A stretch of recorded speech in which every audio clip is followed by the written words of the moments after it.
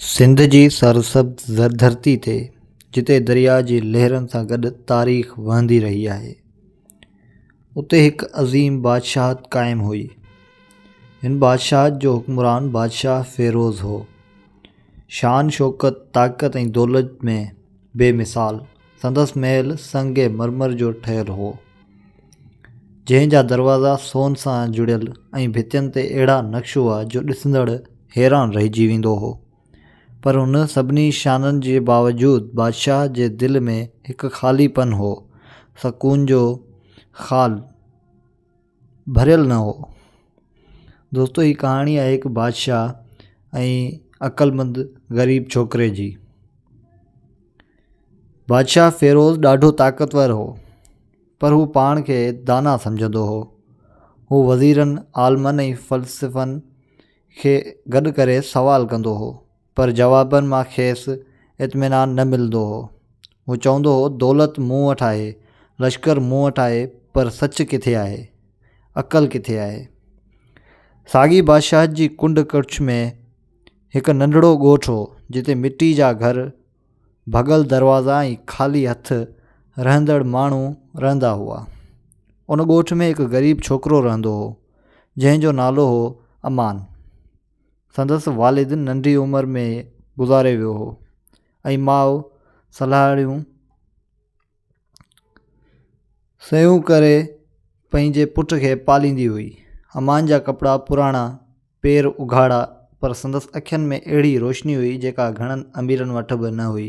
अमान school न वियो हो, पर ज़िंदगी संदसि उस्ताद हुई। हू हर ॻाल्हि गौर सां ॿुधंदो, हर मंज़र खे सम्झण जी कोशिशि कंदो। हू ॻोठ जे बुज़ुर्गनि वटि वेही पुराणियूं कहाणियूं ॿुधंदो, मुसाफ़िरनि खां दुनिया जा हाल पुछंदो ऐं अक्सर दरिया जे किनारे वेही ख़ामोशी सां सोचींदो रहंदो हो। ॻोठ जा माण्हू चवंदा हुआ, हीउ छोकिरो ग़रीब ज़रूरु आहे, पर अक़ल में सभ खां वधीक अमीर आहे। हिकु ॾींहुं बादशाह फ़ेरोज़ पंहिंजे बादशाह जो दौरो करणु निकितो। हू ॾिसणु चाहींदो हो त संदसि रैयत कहिड़े हाल में आहे। लश्कर सां गॾु हू ॻोठनि मां गुज़रंदो रहियो।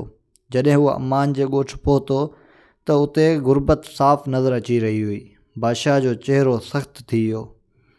उन वक़्तु अमान ॿारनि सां गॾु रांदि करे रहियो हो। जॾहिं हुन बादशाह खे ॾिठो त हू डिॼियो न, पर हैरान थियो। लश्कर जा सिपाही माण्हुनि खे हटाइण लॻा, पर अमान बीह रहियो। बादशाह खे उहा जुरत अजीब लॻी। बादशाह अमान खे सॾे चयो, छोकिरा, तूं मूं खां डिॼी नथो? अमान नरमी सां वाराणियो, बादशाह, डपु उन खां थींदो आहे जेको नुक़सानु करे सघे। तव्हां मूंखे ॾिसी छा नुक़सानु कंदा? बादशाह हैरान थी वियो, वज़ीरनि खे हिक ॿिए ॾांहुं ॾिठो। बादशाह खिलंदे चयो, तूं दाना आहीं, ॿुधाए दुनिया में सभ खां क़ीमती शइ छा आहे? अमान थोरी देरि सोचियो, पोइ चयो, वक़्तु। बादशाह पुछो, वक़्तु छो? सोन न, ताक़त न?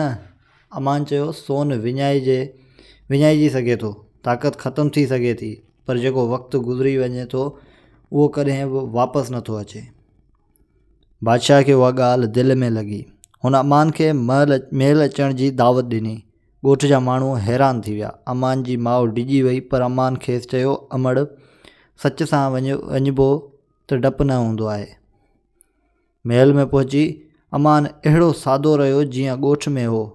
न शान खां मुतासिर थियो, न दौलत खां। बादशाह हर ॾींहं खेसि सवाल कंदो रहियो, कॾहिं इंसाफ़ बाबति, कॾहिं दौलत बाबति, कॾहिं ख़ुशी बाबति। अमान हर सवाल जो जवाबु सचाई ऐं सादगी सां ॾींदो हो। हिकु ॾींहुं बादशाह पुछो, अमान, ख़ुशी छा आहे? अमान चयो, ख़ुशी उहा आहे जो इंसान जेको आहे उन में मुतमैन हुजे। बादशाह ख़ामोश थी वियो। हू जंहिं वटि सभु कुझु हो, मुतमैन न हो।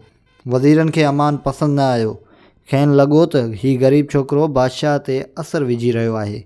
उन्हनि साज़िशूं शुरू कयूं। हिकु ॾींहुं वज़ीर बादशाह खे चयो, हीउ छोकिरो तव्हांजी ताक़त खे घटाए रहियो आहे, हू ख़तरनाक थी सघे थो। बादशाह चयो, ताक़त जेका सच खां डिॼे उहा ताक़त न हूंदी।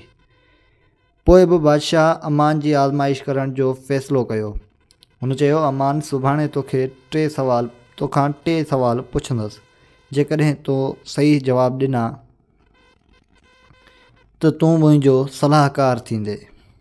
पहिरियों सवाल, इंसाफ़ छा आहे? अमान चयो, इंसाफ़ उहो आहे जो अमीर ऐं ग़रीब लाइ हिकिड़ो कानून हुजे। बादशाह ॿियो सवाल पुछियो, दौलत जो सही इस्तेमालु छा आहे? अमान वाराणियो, दौलत जो सही इस्तेमालु उहो आहे जो उहा ॿियनि जी ज़िंदगी आसान बणाए सघे। बादशाह टियों सवाल पुछियो, बादशाह जो सभ खां वॾो फ़र्ज़ु छा आहे? अमान चयो, बादशाह जो सभ खां वॾो फ़र्ज़ु उहो आहे जो हू पाण खे रैयत खां मथां न सम्झे। महल में ख़ामोशी छाइजी वई। बादशाह उथी बीठो, अमान खे भाकुर पातो ऐं चयो, अॼु मूंखे सम्झ आई त अक़ल कपिड़नि में न दिलि में हूंदो आहे। बादशाह अमान खे सलाहकार बणायो। संदसि सलाह सां टैक्सूं घटायूं वियूं, ग़रीबनि लाइ अनाज घर खोलिया विया ऐं इंसाफ़ खे मज़बूत कयो वियो। रैयत ख़ुशि थियण लॻी। अमान पंहिंजी माउ खे महल में आणण खां इनकार कयो। हुन चयो, मां उते ई रहंदुसि जिते माण्हू मुंहिंजी ॻाल्हि सम्झनि। साल गुज़री विया। बादशाह पोड़ो थी वियो। हिकु ॾींहुं हुन अमान खे चयो, तूं मुंहिंजी बादशाह संभाल। अमान वाराणियो, बादशाह, मां हुक्मरान थियणु नथो चाहियां। मां रुॻो इहो चाहियां थो जो जेको सिखियो आहे उहो ज़िंदा रहे। बादशाह मुस्कुरायो। संदसि अखियुनि में सकून हो। हुन ॼातो त हक़ीक़ी दानाई तख़्त ते न पर सोच में हूंदी आहे। ऐं ईअं सिंध जी तारीख़ में बादशाह ऐं ग़रीब दाना छोकिरो हिकु अहिड़ी कहाणी बणिजी विया जेका नसलनि ताईं ॿुधाई वेंदी रही त अक़ल दौलत खां वॾो ऐं सच ताक़त खां मथे हूंदो आहे। तो दोस्तो, ही हुई असांजी अॼु जी कहाणी। उमेदु कयूं त तव्हांखे पसंदि आई हूंदी। जे वीडियो पसंदि आई हुजे त वीडियो खे लाइक कयो ऐं वधि खां वधि पंहिंजे दोस्तनि सां शेयर कयो। ऐं हा, जेकॾहिं चैनल ते नवां आहियो त चैनल खे सब्सक्राइब करणु न विसारंदा। मिलंदासीं हिकु नई वीडियो सां गॾु। तेसीं ताईं रखो पंहिंजो ख़्यालु। अल्लाह हाफ़िज़।